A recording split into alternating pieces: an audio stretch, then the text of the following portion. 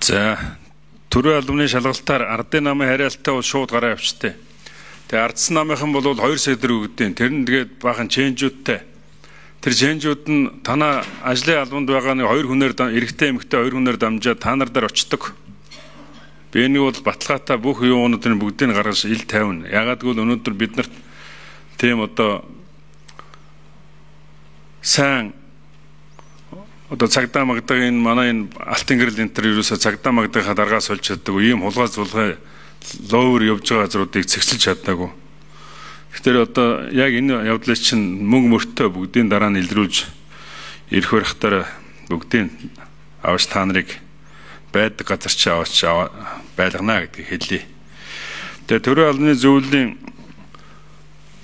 зөвлөлийн төсвийн захирагч нарын хүн томлох эрхүүдийн бүгдийг өөр дөр авсан. Томлогоо ерөөсөө явдггүй. Тэгээд дээрэс нь та нар яам болгон руу бичгээ явуулсан. Яам болгон руу бичгээ бол төрийн албаны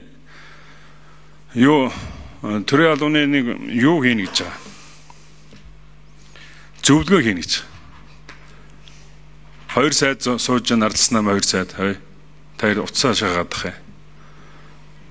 20 сая төгрөг та нараас аавна гэсэн. Тэгсэн биз? Төрийн албаны хаагчийн зөвлөгөө хийнэ гэж 20 сая төгрөг яам болгоноос авахаар ингэж явж байгаа.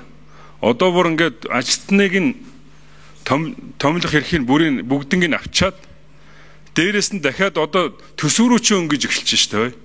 Төсвөрөө чи яамдын сайднараа. Энийг бол одоо ингээд ийм ловер хулгай дээр юм одоо энэ хаана байт юм бэ? Энэ ямар замбрааг юм бэ?